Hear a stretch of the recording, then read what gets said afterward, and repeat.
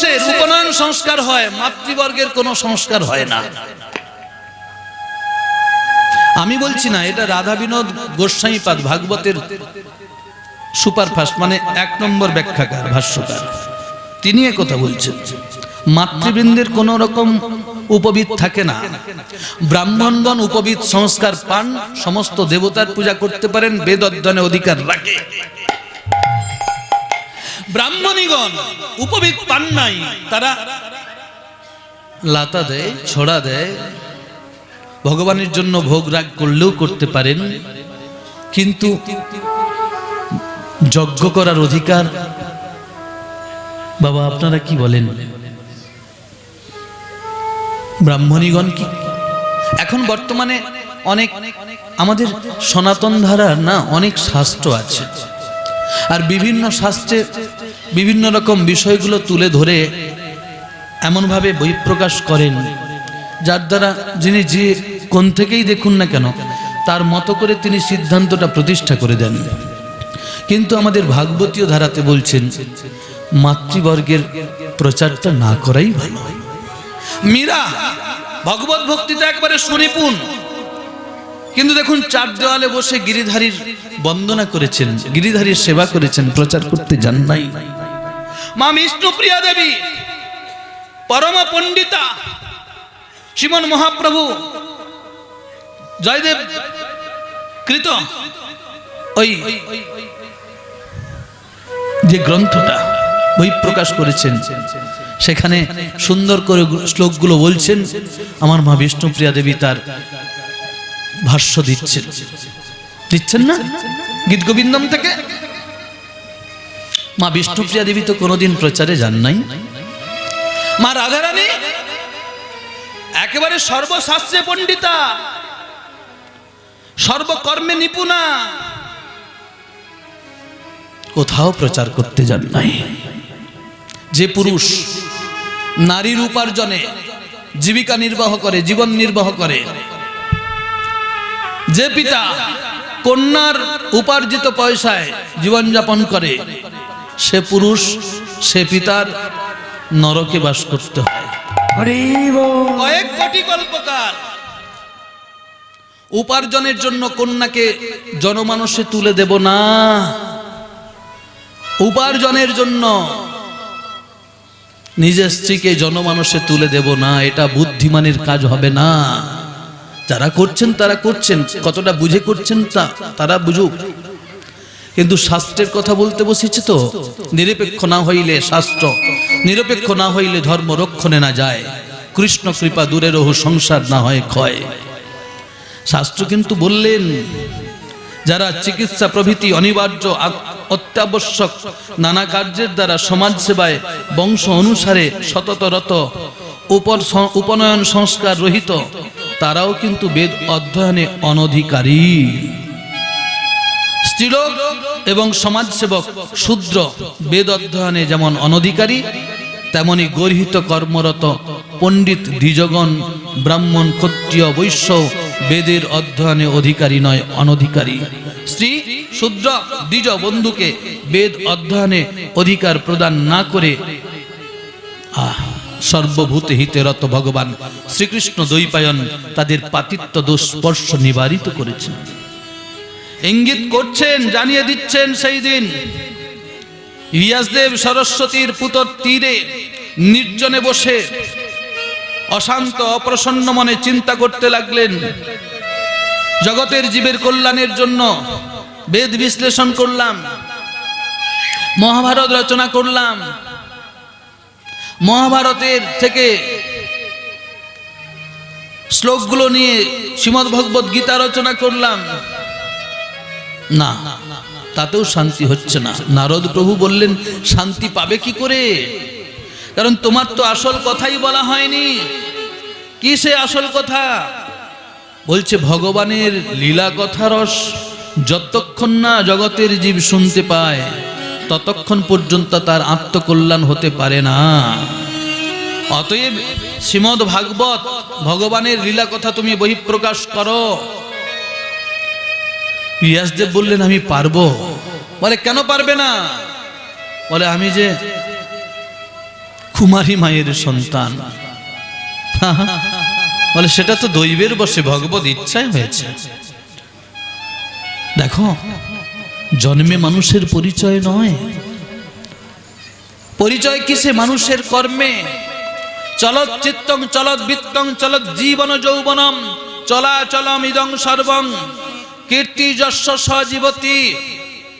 কীর্তিমান ব্যক্তি জগতে বেঁচে থাকে। তুমি পারবে, তুমি ভগবানের লীলা কথা বই প্রকাশ করো।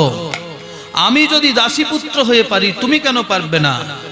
গুরুদেব, শ্রী গুরুদেব যেন শিষ্যকে ভজন পথে এগিয়ে দিলেন, একটু দম দিয়ে দিলেন। এটাই করণীয় কর্তব্য। শ্রী গুরুদেব শিষ্যকে ভজন পথে এগিয়ে দেবেন। শিষ্যের ভজনে উন্নতি হলে গুরুদেবের আনন্দ হওয়া উচিত তো বটে। আজকে এগিয়ে দিচ্ছেন মানব সমাজের সংসারের কণ্টকাকীর্ণ বন্ধুর পথে শ্রীমদ্ ভাগবত দয়া সিন্ধু পরম বন্ধু গৌর প্রেমানন্দ। হরি বল হরি বল। এই পরম বন্ধু দয়া সিন্ধুর বিন্দু মাত্র পরম চরম রম্য এবং কাম্য এমন মহামহিমা শ্রীমদ্ ভাগবত প্রত্যেকটি পদে পদে যেন আস্বাদনের বস্তু আছে, যা আস্বাদন করে মানব সমাজ ধন্য হবে, কৃতার্থ হবে, কৃতার্থতায় অগ্রগণ্য হবেন। শ্রীমদ্ ভাগবত রস পরিষেবা বেশনে যেমন শুদ্ধ স্নিগ্ধ প্রকৃত সমাজ সেবা হয়। রাধে সমাজ সেবা হয়। অন্নহীনে অন্ন দাও, বস্ত্রহীনে বস্ত্র দাও, নিরাশ্রয়কে আশ্রয় দাও। অন্যায় নয়, সমাজ সেবা। কিন্তু প্রকৃত সমাজ সেবা কোথায়? জানিয়ে দিলেন প্রকৃত সমাজ সেবা হবে ভাগবত রস পরিবেশনে। তাতে কি হয়? যিনি পরিবেশন করেন তিনিও শুদ্ধ হন, যিনি শ্রবণ করেন তিনিও শুদ্ধ হয়ে যান। আর যারা সহযোগিতা করেন তারা পরম বন্ধু। তারা পরম বন্ধু। ভাগবতের আয়োজন যারা করেন তারা প্রকৃতপক্ষে সমাজ সেবা করছেন। অন্য কোনো উপায়ে এত সুন্দর সমাজ সেবা হয় না। কিছু প্রসাদ সেবা করিয়ে দিলেন, আজকে পেট ভরেছে, কাল পেট খালি হবে, হবে কি না? দুটো পোশাক দিলেন, 6 মাস পরলাম, তারপরে একদিন ছেড়ে দিতে হবে। কিন্তু হরি কথা দিয়েছেন, হরিভক্তি লাভ হয়েছে, জীবনটা ধন্যাতি ধন্য হয়ে গেল ওটে। ভগবান বললেন ও আমার কথা শুনেছে, ওটা আমার কথায় রুচি আছে। দেখুন, আমাদের এই জগতে কারুর সম্বন্ধে কেউ বলছেন, কারুর কাছে যার সম্বন্ধে বলছেন তিনি যদি উপলব্ধি করতে পারেন, যার কাছে বলছেন তিনি মনোযোগ দিয়ে শুনছেন, যার সম্বন্ধে বলছেন তিনি দুজনের প্রতি প্লিজড হয়ে যান না? দুজনের প্রতি আনন্দ অনুভব করেন না? করেন তো বটে। যিনি বলছেন তার প্রতিও তিনি অনুগ্রহীত হয়ে যান, যিনি মনোযোগ দিয়ে শুনছেন তার প্রতিও আনন্দ উপলব্ধি করতে পারেন। ভগবানের কথা যিনি বলছেন তার প্রতিও ভগবান কৃপা করবেন, যিনি শুনছেন মনোযোগ দিয়ে তার প্রতিও কৃপা করবেন। আজকে বলছেন শ্রীমদ্ ভাগবত রস পরিবেশনে যেমন শুদ্ধ স্নিগ্ধ প্রকৃত সমাজ সেবা হয়, অন্য কোনো উপায়ে তেমন হয় না। তাই মানবাত্মার তুষ্টি, মানবাত্মার পুষ্টি, ক্ষুধা নিবৃত্তি শ্রীমদ্ ভাগবত রস আস্বাদনে যেমন সুষ্ঠুভাবে হয়, অন্য কোনো আস্বাদনে তা হয় না। জাগতিক আহার গ্রহণ করলে ক্ষুধা নিবৃত্তি হয়, দেহটা সুস্বাস্থ্যবান হয়, রোগ প্রতিরোধক ক্ষমতা গড়ে তোলে। শ্রীমদ্ ভাগবত রস আস্বাদন করলে ভগবত জ্ঞান লাভ হয়, ভগবানের ভক্তি জন্মায়। আর ভগবানের ভক্তির জন্য যা বৈরাগ্যতার প্রয়োজন, বৈরাগ্যতার প্রকাশ হয়। অতএব শ্রীমদ্ ভাগবত রস আস্বাদনের সুযোগ দেওয়া প্রকৃত এবং উত্তম মানব সেবা। তাই আজকে বৃন্দাবন চক গ্রামবাসী বৃন্দ ভাগবতের আয়োজন করেছেন। ঈশ্বরের কাছে প্রার্থনা করি আপনারা সবাই স্রোতস্বিনী নদীর অবিরল ধারার মতো আপনাদের এই ভাগবত সেবা যুগ যুগান্তর ধরে চিরপ্রবহমান হয়ে যাক। নিতাই গৌর হরি বল হরি বল। কেন কেন কেন বলে এর দ্বারা যে ভগবানকে পাওয়া যায় গো। ভগবানের লীলা কথা ভাগবতে আছে, ওটাই জগতের মানুষকে শুনতে হবে। কে বলছেন এটা? এটা যেন উচ্চ কণ্ঠে বলতে চেয়েছেন সেই দিন পাণ্ডুকুল তিলক পরীক্ষিত মহারাজ। কোথায়? ওই তো সুকমণি তালে গঙ্গা তীরে প্রবহমান যমুনার উপকূলে বসেছেন সাধু সঙ্গে। দৈবক্রমে এসেছেন সমস্ত মহাজনগণ, এসেছেন দেবতাগণ, এসেছেন পরমহংস চূড়ামণি শুকদেব গোস্বামীপাদ। পরীক্ষিত মহারাজের জীবনে আজকে আনন্দের দিন, সুখের দিন, মেঘাচ্ছন্ন দিন নয়, কবু তো দুর্দিন, কৃষ্ণ কথা বিহীন দিন, সেই তো দুর্দিন। 7 দিন মাত্র আয়ু পেয়েছেন, কৃতকর্মফল ভোগ করতে বেরিয়েছেন। শশাগোরা পৃথিবীর অধীশ্বর, ধর্মরাজ যুধিষ্ঠিরের বংশধর পরীক্ষিত মহারাজ মাতৃগর্ভাবাসে থেকে ভগবানকে দর্শন করার সুযোগ পেয়েছিলেন। না, এটা পরীক্ষিতের কোনো সাধনা নয়, এটা পরীক্ষিতের মায়ের সাধনা। হরি বল। অশ্বত্থামা ব্রহ্মাস্ত্র ছেড়েছেন কেন? দুর্যোধন তার বন্ধু এখন মৃত্যুশয্যায় শায়িত হয়ে আছেন প্রায়। ক্রোধে শত্রুপক্ষের একেবারে অঙ্কুরটাকেও বিনাশ করতে উদ্যত হয়েছেন। মা উত্তরা বলেছিলেন, গোবিন্দ রক্ষা করো, গোবিন্দ তুমি রক্ষা করো, আমি মারা যাই তাতে কোনো দুঃখ নাই। আমার গর্ভের ছেলেটা যেন পৃথিবীর আলো দেখতে পায়। আমার পতি দেবতার দেওয়া সম্পদ আমি তিলে তিলে বিনিদ্র রজনী যাপন করে আমি ধারণ করে রেখেছি। আমার পতি দেবতাকে আমি নিজ কর্মদোষে হারিয়ে ফেলেছি। আমার নারী জীবনের শ্রেষ্ঠ উপহার তাকে দিতে পারিনি, না দিতে পারিনি। আমি তাকে পিতা ডাক শোনাতে পারিনি আমার সন্তানের দ্বারা। কিন্তু আমার সন্তানটা যেন পৃথিবীর আলো দেখতে পায়, তার জন্য আমি জীবনটাকে বাজি রাখলাম। এ জগতের সব মায়েরা সন্তানকে পৃথিবীর আলো দেখানোর জন্য নিজের জীবনটাকে বাজি রাখে। ডাক্তার বাবু, আমি যদি মারা যাই কোনো ক্ষতি নাই, আমার ছেলেটা যেন বেঁচে থাকে। মা দয়াবতী দরদিনী মা আমার আমাকে পৃথিবীর আলো দেখানোর জন্য কত কান্নাকাটি করেছেন। আমি মানুষের মতো মানুষ হই, আমি যাতে ভালো করে খাওয়া দাওয়া করে সুস্থ শরীরে বেঁচে থাকতে পারি, এই জন্য মা আমাকে খাওয়ানোর চেষ্টা করেছেন, আমি খাইনি। মা সেদিনও কেঁদেছেন। আমি এখন বড় হয়েছি, আমার মা এখনো কাঁদে, কেন আমি খেতে দিইনি বলে। আমি তখন দেখেছি মা কেঁদেছে, আমি খাইনি বলে, আর এখনো দেখছি আমার মা কাঁদে, আমি খেতে দিইনি বলে। মা সেদিন উত্তরা বলছেন, আমি মারা যাই তাতে কোনো দুঃখ নেই ঠাকুর, আমার ছেলেটা যেন আমার রক্ষা হয়, আমার ছেলেটা যেন পৃথিবীর আলো দেখতে পায়। গোবিন্দ বললেন, শোনো, আমার সাধকের সাধনা কখনো ব্যর্থ হয়ে যায় না গো, আমি রক্ষা করব যদি কেউ আমাতে শরণাগত হয়। অনুকূল্য সংকল্প প্রাতিকূল্য বিবর্জনম রক্ষিষ্যতি তো বিশ্বাস গোপ্তৃত্বে বরণং তথা আত্মনিক্ষেপ কার্পণ্যে ষড়বিধা শরণাগতি। শরণাগতিটা যদি ঠিক ঠিক হয়, ভগবান তার প্রিয়জনকে রক্ষা করেন করেন করেন।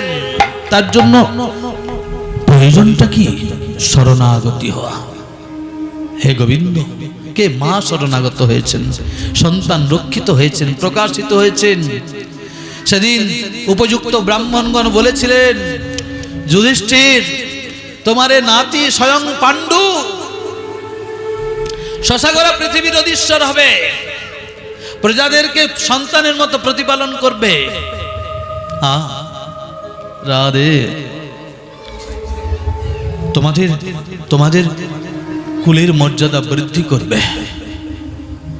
হ্যাঁ গো, যে সন্তানের দ্বারা বংশের মর্যাদা বৃদ্ধি পায়, কথা বলবেন, উঠে পড়ুন। ভাগবত কথা বলা লোকেদের জন্য নয়। শ্রী রাধে, কষ্ট পেলেন না? ছেলেরও কখনো কখনো যোগ্যতা রাখে মাকে শাসন করার, রাখে কিনা? মাগো, আপনারাই তো সুযোগ দেবেন লীলাটা স্মরণ করা, লীলাটা দর্শন করার। লীলা দর্শন যদি না হলো ভাগবত করতে গিয়ে, টাকা নিয়ে তো অনেক উপার্জন হবে, অন্য কোনো কর্ম করলেও উপার্জন হয়, কিন্তু তাকে দেখা যায় না, মনের মানুষটাকে দেখা যায় না। মনের মানুষটাকে দেখা যায় তার প্রিয়জনের কাছে। মনের মানুষটাকে দেখার জন্য একটু সুযোগ করে দেন। আপনাদের তো দেখা হয়ে গেছে, আপনাদের চিত্ত পরিষ্কার। আমার চিত্ত যে জন্মার্জিত কত রকম পাপরাশি দ্বারা মালিন্যতা যুক্ত হয়ে আছে, পরিষ্কার করব কি করে? আপনাদের করুণা বাড়ি ধারা সিঞ্চিত হোক। যে সন্তানের দ্বারা বংশের মর্যাদা বৃদ্ধি পায় তিনি হলেন কুলপ্রদীপ, আর যে সন্তানের দ্বারা কুলের মর্যাদার হানি ঘটে সে তো হলো কুলাঙ্গার। আমরা যেন কুলপ্রদীপ হতে পারি। পরীক্ষিত মহারাজকে আজকে ব্রাহ্মণগণ বললেন কুলপ্রদীপ হবে। জানো যুধিষ্ঠির, তোমাদের এই ছেলেটা তোমাদের বংশের মর্যাদা একেবারে চরম সীমায় পৌঁছে দেবে, কিন্তু একটা ঘটনা হবে। হ্যাঁ, এটা পুরো বায়োডাটাটা যেন দিচ্ছেন। কি কি কি? এই ছেলেটা সাধুর চরণে অপরাধ করবে, জানো? তক্ষক দংশনের মৃত্যু হবে। যুধিষ্ঠির বিচলিত হলেন না, ভালো হবে তাতেও আন্দোলিত হলেন না। তক্ষক দংশনে মৃত্যু হবে এতেও বিচলিত হলেন না। কেন জানেন? সাধু আনন্দে উদ্বেলিত হবেন না, আবার দুঃখে বিমর্ষ হবেন না, দুঃখে আনন্দে সমান ভাব রাখবেন। নির্দিষ্ট সময়ে মহাপ্রস্থানের পথে চলে গেলেন। পরীক্ষিত মহারাজ পেয়েছেন রাজ্যের ভার। হ্যাঁ, গোরক্ষপুর পেশে ভাগবত নবনীততে বলছেন, যদি ভুল থেকে ওখানে থাকবে, আমি জানি না, আমি ওটা পড়েছি তাই বলছি। বিরাট রাজার কন্যা ইরাবতীকে বিবাহ করলেন কে? পরীক্ষিত মহারাজ। এটা নূতন, এটা আমরা সবাই জানি না। 4টে সন্তান হয়েছে, প্রথম সন্তান জন্মে জয়। সুখী সংসার চলছিল, মা উত্তরাও আনন্দে দিন কাটাচ্ছিলেন। পতি দেবতা নেই, কিন্তু জানেন পতিহীনা নারী সন্তানের মুখটা দেখে পড়ে থাকে, সন্তানের ভালোটা দেখে আনন্দ পায়। সব কিছু বিসর্জন দিয়েও সন্তানের আনন্দ যাতে হয় ঈশ্বরের কাছে প্রার্থনা করে, ঠাকুর হ্যাঁ আমার যা হয় তা হোক, আমার ছেলেটাকে তুমি ভালো রেখো। পরীক্ষিত মহারাজ সেদিন হঠাৎ করে দেখতে পেলেন তার রাজ্যে 3 পাওয়া নেই এইরকম একটা 1 পাওয়ালা গৌমিথুনকে যৎপরনাস্তি শাসন করছেন, একটা শূদ্র অধম রাজবেশ ধারণ করে। পরীক্ষিত মহারাজ তাকে নিগ্রহ করলেন, তাকে মেরে ফেলবেন ঠিক করেছেন। তিনি কিন্তু শরণাগত হলেন, মহারাজ আমাকে আপনি রক্ষা করুন। পরীক্ষিত মহারাজ স্থির হয়ে গেলেন। হ্যাঁ, স্থির হয়ে গেলেন। কি কি ভাগবত কি শিক্ষা দিচ্ছেন, ভাগবত শিক্ষা দিচ্ছেন, আপনার সঙ্গে আমার কঠোর শত্রুতা থাকতে পারে। আপনি যদি আমার কাছে অথবা আমি যদি আপনার কাছে আত্ম উৎসর্গ করি, আত্মসমর্পণ করি, আপনার করণীয় কর্তব্য আমাকে রক্ষা করা সর্বতোভাবে। ভাইয়ে ভাইয়ে বিরোধিতা তো থাকতে পারে, ভাইয়ে ভাইয়ে শত্রুতা থাকতে পারে। কোনো ভাই যদি কোনো ভাইয়ের কাছে গিয়ে দাঁড়িয়ে যায়, অপর ভাইয়ের কর্তব্য সেই ভাইকে সমর্থন করা, সেই ভাইকে জড়িয়ে ধরা। আমরা কোনো একটা অদৃশ্য শক্তির দ্বারা পরিচালিত হয়ে ভাইয়ের সঙ্গে দীর্ঘ শত্রুতা রেখেই দিই। জানেন, আমরা তো কেউ অমর হয়ে আসেনি। একদিন না একদিন এই জীবনের পাতাটা দমকা হাওয়ায় উড়তে উড়তে পুরো খাতাটাকেই বুঝিয়ে দেবে।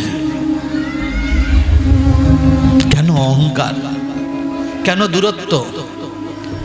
আমরা যতটা সম্ভব পারবো সম্বন্ধটাকে গুছিয়ে নিই, সবাই আমরা আনন্দে থাকি, আনন্দময়ের চিন্তা করি। তা পরীক্ষিত মহারাজ সেদিন বললেন, না আমার রাজ্যে তোমার মতো দুরাচারী থাকা যাবে না। বলে, যাবো কোথায় মহারাজ? সেদিন আশ্রয় দিয়ে দিলেন, তার মধ্যে একটা আশ্রয় সুবর্ণ। নির্দিষ্টভাবে তিনি চলে গেলেন, শূদ্র অধম চলে গেলেন, ইনি কলি চলে গেলেন। হ্যাঁ, চলে গেলেন। ওই এক পাওয়ালা গোমিথুনকে আবার 3টে পা সংযোজন করে 4 পাওয়ালা গোমিথুন, ইনি ধর্মরাজ বহিঃপ্রকাশিত হলো বটে। পরীক্ষিত মহারাজ ফিরে গেলেন। বেশ কিছুদিন সস্ত্রীক সপরিবারে জীবনযাপন করতে করতে মনে হলো আমি একটু মৃগয়া করতে যাই। বাবা, এগুলো অনেকেই সবকিছুই জানে না, জানলেও কিছু কিছু খুঁটিনাটি বিষয় আছে, সেগুলো একটু আস্বাদন করতে গিয়ে এগুলো বলছি। সময়টা হয়তো চলে যাচ্ছে, কিন্তু একটু আমাকে সময় দেবেন, আমি এটা অনুরোধ করব। অন্তত 10টা অবধি সময় হবে? হবে? জয়রাধ, একটু সময় দেবেন। জানেন, পরীক্ষিত মহারাজ আনন্দেই ছিলেন। হঠাৎ করে মনে হলো একটু মৃগয়া করতে যাই। আর মৃগয়া করতে যাই মানে আজকে মৃগয়া করতে যাব। মেজদাদু ভীম জরাসন্ধকে হত্যা করে তার রাজমুকুটটা সুন্দর করে সাজিয়ে রেখেছে, ওটা আজকে ব্যবহার করব আমি। রাজমুকুটটাতে সোনা আছে, মণিমাণিক্য আছে, সোনাতে কলি আছে। উনি মৃগয়া করতে যাবেন রাজমুকুট পরে। আচ্ছা, আমরা কেউ সাইকেল চালাই হেলমেট পরে? হেলমেট পরে কি সাইকেল চালাই? আর স্যুট বুট হ্যাট কোট পরে টাই এটে কি ধান রুইতে যাই? কেন? লুঙ্গি পরে অফিসে যাই? কেন যাই না? যখন যেমন তখন তেমন, যেখানে যেমন সেখানে তেমন। পোশাকটা আপনার কর্মের মোটিভেশনকে জুগিয়ে দেয়, জুগিয়ে দেয় কিনা? হ্যাঁ, দেখুন, হরিকথা যিনি বলবেন, তিনি যে পোশাকটা পরলে দর্শকের সাত্ত্বিক গুণটা প্রকাশিত হবে, সেই পোশাকটাই তার গ্রহণীয়। হরিকথা যিনি বলছেন, ডান হাতে একটা বড় দেখে ঘড়ি, এখানে একটা সুন্দর করে রাজবেশ যুক্ত পাঞ্জাবি, ইত্যাদি ইত্যাদি ইত্যাদি, তার দ্বারা কোথায় অপরাধ হবে জানি না, রাজসিক গুণটাই প্রকাশিত হতে পারে, সাত্ত্বিক গুণ প্রকাশিত হতে পারে না। তার ফলে ভগবানকে রাজা রূপেই দর্শন হবে, ভগবানকে রাখাল রূপে দর্শন হবে না। আমরা কোন ভগবানের উপাসনা করি? রাখাল রাজার উপাসনা করি না দ্বারকাধীশ রাজার উপাসনা করি? আরাধ্য ভগবান ব্রজসে তনয় তদ্দাম বৃন্দাবনম। কবি কর্ণপুর বললেন, আমাদের আরাধনার বস্তুকে আরাধ্য ভগবান ব্রজেশ তনয়, ব্রজের ঈশ্বর কে? নন্দ মহারাজ। তার পুত্রকে শ্রী গোবিন্দ কোথায় ছিলেন? ব্রজে। কি করেছেন? গরু চড়িয়ে বেরিয়েছেন, কাঁধে চড়েছেন, কাঁধে চড়িয়েছেন। কত মধুময় লীলা করেছেন। আমরা সেই গোবিন্দের উপাসক, আমরা সেই গোবিন্দের উপাসনা করব, তাকে রাজবেশ করাবো, তাকে সুন্দর করে সেবা দেব। কিন্তু চাকরের কখনো রাজা সাজা উচিত নয়। উচিত? চাকরের যেমন রাজা সাজা উচিত নয়, সাধকের তেমন রাজবেশ গ্রহণ করাটা উচিত কিনা আপনারা ভাববেন। আর আমরা সবাই চাকর, এটা কে বললেন? কবিরাজ গোস্বামীপাদ শ্রী শ্রী চৈতন্য চরিতামৃতে তুলে ধরেছেন মহাপ্রভুর সঙ্গে সনাতন গোস্বামীর কথোপকথনে। কে আমি কেন মোরে যারে তাপত্রয়, কৃপা করে কহ প্রভু কইছে হিত হয়। গৌর ভগবান বললেন তুমি সব জানো, জানি দাড্ড লাগি বুঝি সাধুর স্বভাব জানতে চেয়েছ যখন বলি, জীবের স্বরূপ হয় কৃষ্ণের নিত্য দাস। জীব নিত্য দাস, দাস ছিল, দাস আছে, দাস থাকবে। দাস কখনো প্রভু সাজতে হরিব। পরীক্ষিত মৃগয়া করতে যাবে রাজমুকুট পরে, পরিচালিত হয়ে গেলেন ক্ষুধায় তৃষ্ণায় ক্লান্ত। ক্ষুধা পেয়েছে পরে খাবেন, তৃষ্ণা পেয়েছে জল একটু হলেও ভালো, 2 ঘন্টা বাঁচা যায়। জলের অন্বেষণ করতে করতে খুঁজতে গেলেন, অন্বেষণ করতে করতে পৌঁছে গেলেন কোথায়? শমিক মুনির আশ্রমে। এটা আপনারা জানেন, কিন্তু আমরা অনেকেই জানি না। উনি গিয়ে বলছেন, কেউ আছেন? কেউ কি আছেন? আমি ক্ষুধার্ত, আমি তৃষ্ণার্ত, আমাকে একটু জল দেবেন। এটা ভাগবত নবনীত গোরক্ষপুর প্রেস। আমরা না যারা 2 টাকার পাঠক, আমরা কোনো কথা বললে কোথা থেকে বলেছি বলে দিই, কারণ আমাদেরকে বলতে হবে। সেলিব্রিটি পার্সনরা অনেক তথ্য দেন, কোন গ্রন্থ থেকে পেয়েছেন বলেন না, কারণ কি জন্য আমি জানি না। আমরা বলি কারণ আমরা যে গ্রন্থ থেকে পেয়েছি সেই গ্রন্থটা যদি কেউ শোনে, যদি সংগ্রহ করতে পারেন, আমি যা আস্বাদন করছি তিনিও আস্বাদন করবেন। ভাগবত প্রচারের উদ্দেশ্য হচ্ছে আমি জেনেছি, আপনি জেনে নেন। কৃপণতা যেন না থাকে সাধুর কাছে, সেখানে বলছেন। আর শমিক মুনি তো ধ্যান করছেন, শুনতে পাচ্ছেন না, কি করে শুনবেন? আমি যখন ঘুমিয়ে যাই, আপনারা নয়, আপনারা, আমি যখন ঘুমিয়ে যাই, ঘুমের যখন একেবারে ভরপুর অবস্থা থাকে, ঢাক বাজলেও কি ঘুম ভাঙে নাকি? ভাঙে না? আমার ভাঙে না বাবু। অনুরূপ ভাবে ভজনানন্দী যখন ভজনে নিবিষ্ট হয়ে যায়, বাহ্যিকভাবে কে কি করছে, কে কি বলছে, কার কি পরিস্থিতি আছে, সাধক উপলব্ধি করতে পারেন না। শমিক মুনি ধ্যানের উপাসনার একেবারে চরম মুহূর্তে পৌঁছেছেন, শুনতে পান নাই। কিন্তু আমরা যেমন বলি কি এমন ভজন করছে, সেই দিন কলির দ্বারা পরিচালিত হয়ে পাণ্ডুকুল তিলক পরীক্ষিত বললেন, কি এমন ধ্যান করছে? আমি এই রাজ্যের রাজা, আমি ক্ষুধার্ত, আমি পিপাসার্ত, আমি জল চাইছি, দিলেন না। দৈব প্রেরিত মৃত সর্প, এটাকে কি বলে? যেটা চলে যায় ধনুক থেকে, যেটা চলে যায় তীর বলে। তীরের ছিলা দিয়ে মালার মতো করে পরিয়ে দিলেন। এটা গর্হিত কর্ম না প্রার্থিত কর্ম? না, এটা তো প্রার্থনা নয়, এটা করা তো উচিত নয়, এটা তো কর্তব্য কর্ম নয়, করলেন। ভালো লোক কখনো কখনো মন্দ কর্ম করে ফেলেন, এটা দৈবের দ্বারা পরিচালিত হয়ে। জড়িয়ে দিয়ে চলে গেলেন। ইতিমধ্যে কিন্তু কে কে কে কে ইতিমধ্যে এসেছেন। আরে কে এসেছেন ছটফট করে বলুন।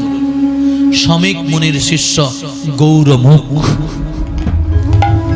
এসেছেন। তাহলে ঠিক আছে, গুরুদেবের গলায় এরকম মালা পরানো আছে, আপনি খুলে দেন না। দৈব প্রেরিত হয়ে উনি খুললেন না, চলে গেলেন কোথায়? শমিক মুনির পুত্র সিঙ্গি মুনি অরণ্যে খেলাধুলা করছেন, আর তারই পাশে কৌশিকী নদী কুলুকুলু পানে বয়ে চলেছেন বটে। গিয়ে বলছেন, ভাই ভাই শোনো, হে গুরুপুত্র শুনুন, কি আপনার পিতার কণ্ঠে একজন রাজা সর্প জড়িয়ে দিয়ে চলে গেছেন, মৃত সর্প, এ কথা কিন্তু বলেন না, বলেন নাই, এটা পরে দেখিয়ে দিচ্ছি কেন বলেন নাই, বলেছেন কিনা। বলার সঙ্গে সঙ্গে পদাহত খরিশ সাপের মতো করে একেবারে সোজা হয়ে গেল। আচ্ছা, ব্রাহ্মণ লোক এমন ভাবে রেগে যাবে কেন? বৈষ্ণব লোক এরকম ভাবে রেগে যাবে কেন? জয় রাধে। আপনি তাস খেলতে বসেছেন? বলে হ্যাঁ বসেছি। খেলার সময় তো আনন্দ পাওয়ার জন্য তো খেলা নাকি? বলে হ্যাঁ। তাহলে ওইরকম রেগে যান কেন? মারপিট শুরু হয়ে যায় কেন তাস খেলার সময়? জয় রাধে। বলে ভুল খেললে রাখবো না, লাইনে যদি খেলতো তাহলে তো ঠিক ছিল বটে, লাইনে খেললে তো আনন্দ হতো, ভুল খেলেছে রাখবো না, কি করবো? ব্রেন ঠিক রাখা যায়? শ্রী রাধে। ভক্তিমান লোকের কাছ থেকে ভক্তিপূর্ণ ব্যবহারটা চায়, আর ভক্তিপূর্ণ ব্যবহার না করে ভক্তি বিদ্বেষী ব্যবহার এলে ভজনানন্দীরও রাগ হয় কি না? হয় না? শ্রী রাধে। হয়ে যায়। আর এটা দোষের নয়, কারণ এখানে বলাই হয়েছে, কামকৃষ্ণ কর্মার্পণে, ক্রোধ ভক্ত দেশী জনে, লোভ সাধু সঙ্গে, মোহ হরি কথায়, মদ মাশ্চর্য কৃষ্ণ কথা গুণগানে, নিতাই গৌর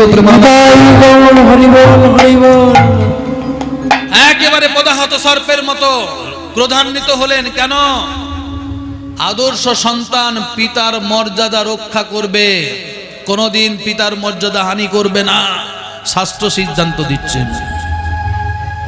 কারুর দ্বারা যদি পিতা অপমানিত হয়, অপমানকারীকে সন্তান ছেড়ে দেবে না সহজে, অভিশাপ দেবেন। আচমন করতে হবে বাক্য শুদ্ধিকরণের জন্য। আচমন করলেন কৌশিকী নদীর জলে, অভিশাপ দিলেন। কি অভিশাপ? যে ব্যক্তি আমার পিতাকে এভাবে অপমাননা করেছেন, আমরা অনেক পাঠক বলি 7 দিন পরে তার মৃত্যু হবে, আবার অনেক পাঠক বলি 7 দিনের মধ্যে তার সর্পদংশনে মৃত্যু হবে। শাস্ত্রকার বললেন না, এমনটা নয়। 7 দিনের মধ্যে মানে কি? তাহলে 2 দিন, 3 দিন, 4 দিন, 5 দিন, 6 দিন, এগুলো তো 7 দিনের মধ্যে। তাহলে কবে মৃত্যু হবে? না, তাহলে 7 দিনের পরে, 8 দিন, 9 দিন, 10 দিন, 100 দিন, 2 বছর পর। বলা হয়েছে, যিনি আমার পিতাকে এইভাবে অপমান করেছেন, মাত্র 7 দিন আয়ু, 7 দিন পূর্ণ হওয়ার সঙ্গে সঙ্গে তক্ষক দংশনে তার মৃত্যু হবে। কথাগুলো শুনেছেন, কিন্তু আমি এইভাবে ছাড়ানোর চেষ্টা করছি, কারণ আমি আস্বাদন করেছি আমার যে সকল ভাই বোনেরা দীয়মান, তাদের জানিয়ে দেওয়ার দায়িত্বটা যে আমি নিয়েছি। শ্রী গুরুদেব যে দায়িত্বটা দিয়েছেন আমার পিতৃবর্গকে, মাতৃবর্গকে, আমার যারা গুরুবর্গ, তাদেরকে শিক্ষা দেওয়ার কিছু নেই, কিন্তু আমাদের ভবিষ্যৎকে জানিয়ে যেতে হবে, ভুলটা জানালে হবে না। তাই নিজে একটু বেঁচে খাই, তারই কিছুটা অংশ আমার ভাই। হরি বল হরি বল।